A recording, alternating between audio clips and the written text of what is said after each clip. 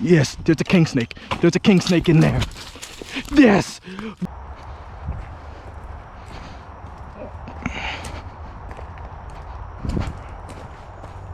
That is a big old racer. Is it? Or is it a water snake? That's a water snake! Yellow belly.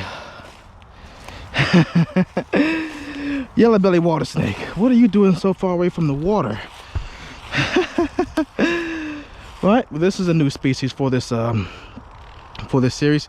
Yellow belly water snake. Pretty good specimen too. Thought it was a racer because of how far away from the water he is. What are you doing all the way up here out the swamp? That's a pretty good size yellow belly water snake. Mosquitoes. Snake biting me, mosquitoes biting me. And they call them yellow bellies because if you turn them over, that's why, because they got that nice yellow belly. Taxonomically speaking, it's not recognized as a yellow belly anymore. They just call them all plain bellies now. I think that's incorrect. Right at the face. I think that's incorrect. I think because you get plain belly water snakes with many different colored bellies across the coast. You got yellow bellies, you got red bellies, you got copper bellies. You got Blott's water snakes west of here. Man, he is just all over the place.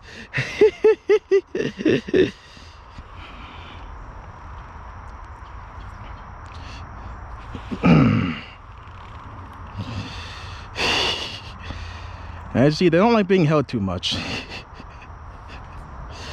This is probably going to be the #1 snake you're going to be able to mistake for a cottonmouth.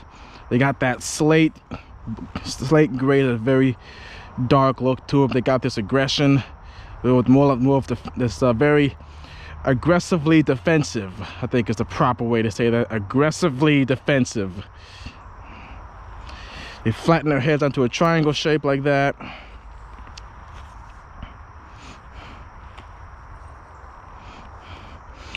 I see these snakes the most in drainage ditches. I don't typically see them too much in actually wild areas. I see them the most in more urbanized settings and drainage ditches where they can be eating frogs. Mostly going to be eating frogs. They'll eat fish as well, but they have more of a frog-based diet. And I was just about to turn my camera off too. They got a snake right here at the start of the trail.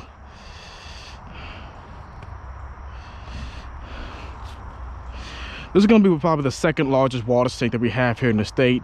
The biggest one that I've seen was about 4.5 feet long.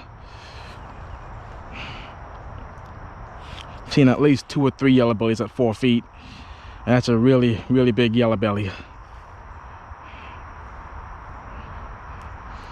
As with most water snakes, their typical defense is to flatten out that head to make you think that it is a venomous snake, to musk, and to bite.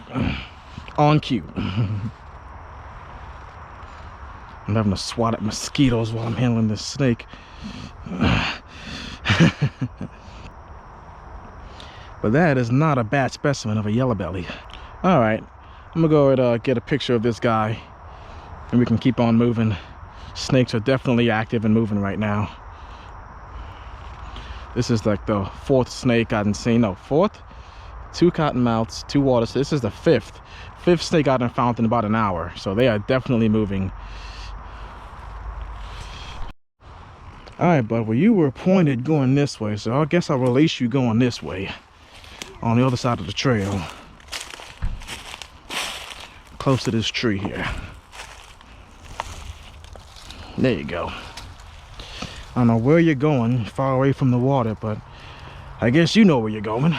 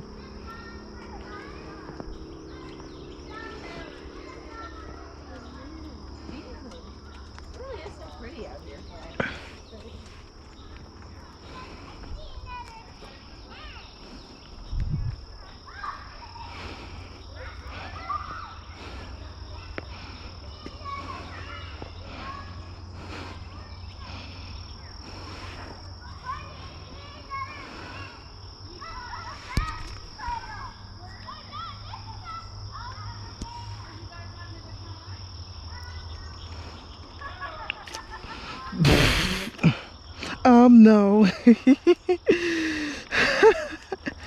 You gotta love how brutally honest kids are. Oh, there's a green snake. Oh, I just jumped in for this green snake. Oh, and I'm stuck. And I'm stuck. Good night. I just jumped in because I got a green snake. Okay, snake in the mouth.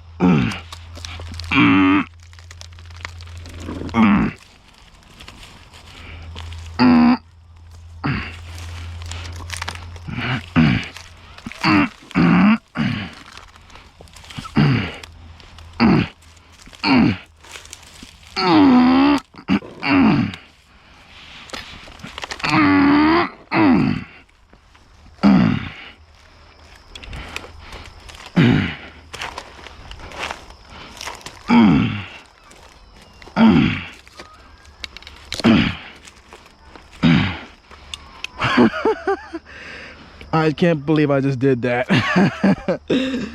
But that is a northern rough green snake. That's a snake I hardly ever see. I was not expecting to see one of these guys out here. Jumped in, got stuck. Have a look at that guy right there. Little rough green snake. It's about an average size rough green snake. These guys are basically like vine snakes. They spend most of their time in the trees. Oh, he's gaping at me. Look at that. Gave me a bit of a gape. These snakes are harmless, non-venomous, of course. They typically don't bite. I've never heard of a rough green biting anybody. That's the first time I've ever seen one gape. Look at that, he gave me a bit of a gape. He thinks he's big and bad. A lot of people will call these grass snakes incorrectly. A grass snake is actually a species of snake found in Europe. But you can see why people would call them grass snakes, because of this green color aids them perfect camouflage when they're moving through the trees and whatnot. And I can see these snakes on the ground a whole lot. I've found some of these snakes on the ground. Seen them on the ground occasionally. Look at that. Look at him trying to intimidate me. Seen them on the ground occasionally, but most of the time they're going to be in trees. You probably walk past a ton of these guys without not even knowing it, because their camouflage is so good. They are insectivores. They're feeding on like moths and things of that nature. Moths, beetles, things of that nature. Pretty much exclusively insectivores, an insectivorous diet. They're generally small snakes, typically not getting over 3 feet. They might bump a bit up above 3 feet, maybe a little close to 4, but that would be exceptionally rare. At that size, they would probably be eating stuff like tree frogs and cricket frogs.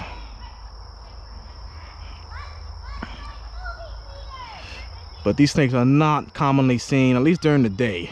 They're not commonly seen. The most preferred method to find these snakes is going out at night and spotlighting into trees, because these snakes are diurnal, so at night they're going to be sleeping in trees, and that's the best time to find these snakes, the easiest way to find these snakes. They're called rough green snakes because their scales are very roughly keeled. There's a rough green snake, and if you go west of here, you get smooth green snakes, which have smooth scales. And those are terrestrial snakes. They're going to be climbing through the trees and whatnot. Man, I was not expecting to see one of these guys. I was hoping to see something more than a cottonmouth and a water snake. Man, look at him. Look at him showing that mouth. All right, buddy, I'm gonna go get a picture of you, and I'm gonna let you on your way. All right, buddy, I'll let you go back down there.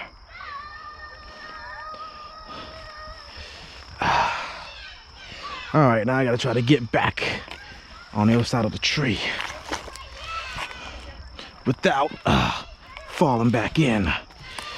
And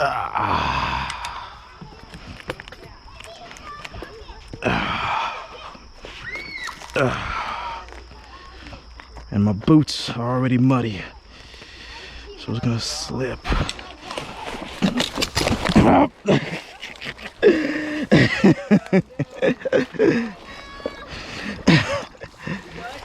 Yep.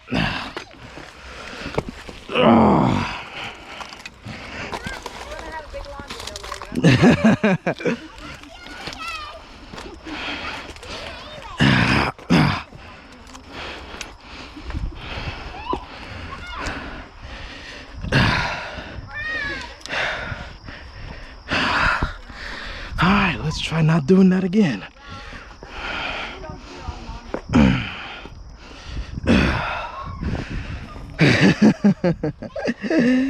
Alright. All that for a little snake. Well, I say it's worth it.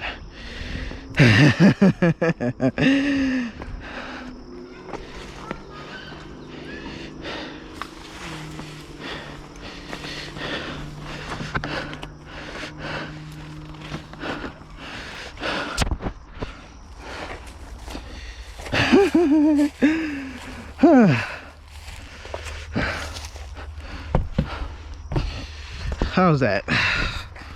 How's that? Now, most of the king snakes that I find out here are in this general area. I typically tend to find king snakes in this general vicinity. But yeah, along this little stretch of trail is where I found most of my king snakes.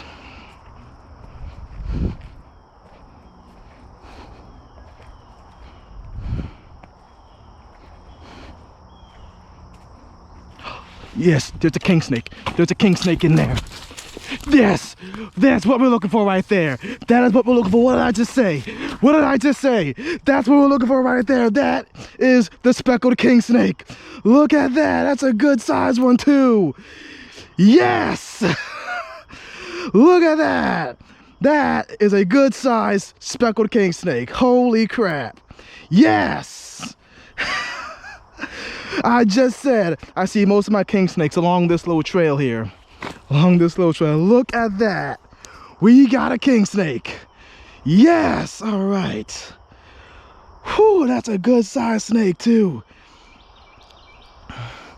That is a good size. I don't think I've ever caught one this late in the day. It's probably close to 5 right now. Let me see. It's after 5. I don't think I've ever caught one this late in the day. Look at that snake. Yes. All right. Yeah, so that is the snake we're looking for. That is the speckled king snake, Lampropeltis holbrooki. So you can see why they call this the speckled king snake, because they've got all these little speckles that go down their body. They call them king snakes because these snakes will eat other snakes as their primary diet.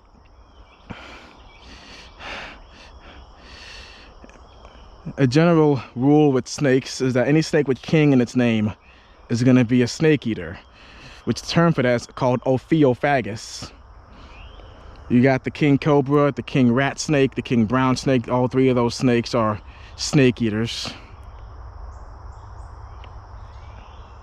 Man, what a snake. What a stunner of a king snake.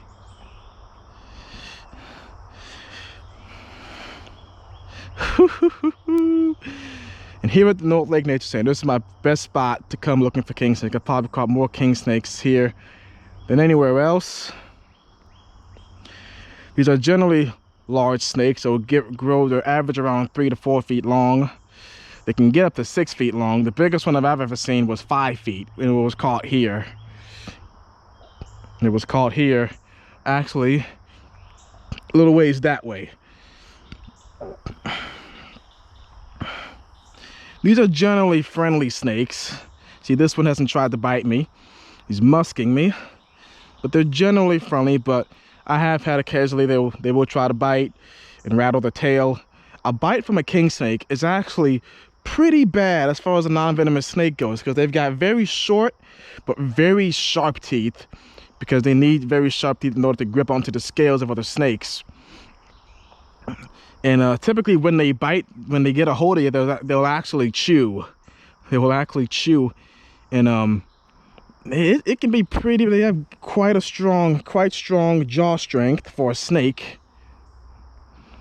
Quite strong jaw strength. And the more painful areas you get bitten by the snake are like in the knuckles of your fingers. I've been bitten on the knuckles of my fingers. And they would just chew straight into the bone of your knuckles. The most painful non-venomous snake bite I've ever received was from a 6-foot rat snake, and it was on the knuckle of my finger. But generally, these snakes will not bite. These are constricting snakes. They are very, very powerful. What they'll do, they'll grab a hold of a snake, typically around the head end of a snake, and throw a bunch of coils around the body of the snake, and then just squeeze the life out of it, just constrict it. And in my opinion, king snakes are probably the most powerful snakes in the world, pound for pound. And that's relatively speaking, because of course a python, something like a python or an anaconda, would be stronger than a king snake. But if you were to scale up a king snake to the size of a python or an anaconda, it would definitely be stronger. These snakes are very powerful constrictors.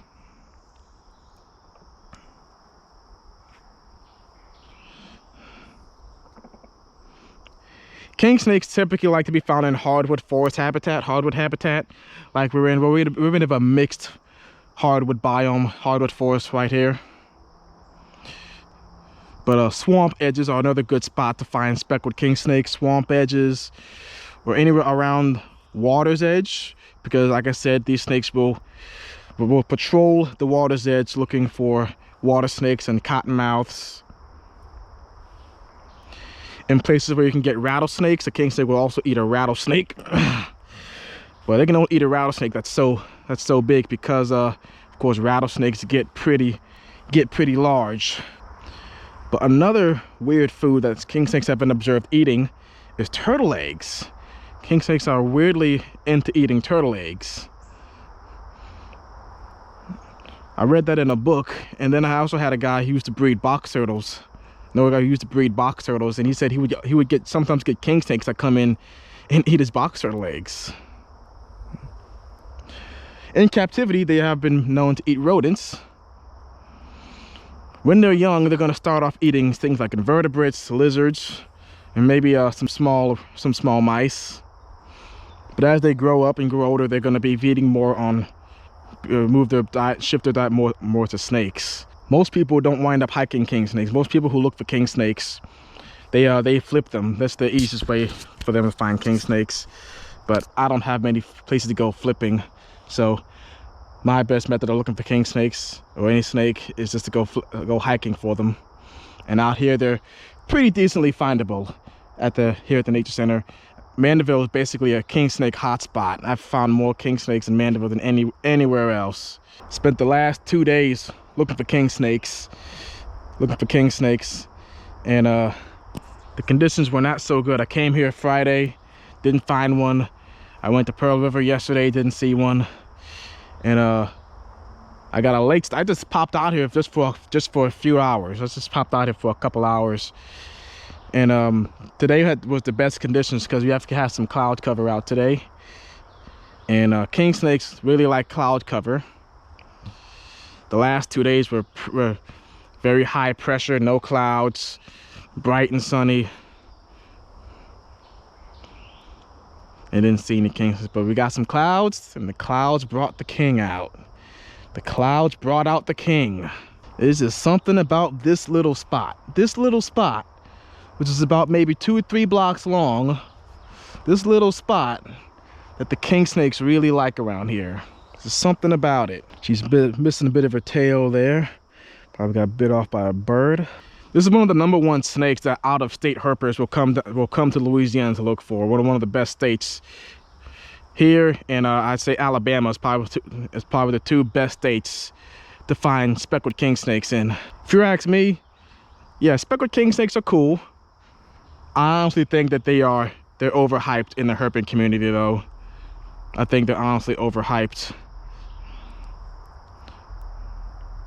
But king snakes are just held to such a high standard in the herping community, and I just don't get why they can crucify me if they can crucify me if they want. I just don't see what the overhype is about king snakes. But that's all I've got to say about this snake. I'm gonna go get some pictures of her and send her back on her way. All right, my GoPro is nearly dead, so we'll go ahead and release this big, beautiful female speckled king snake right back off where I grabbed it from. All right, girl. She's gonna bury herself in the pine straw. Where's the camera? There she goes, into a tree stump. Yes, we got our king snake. We got our king snake.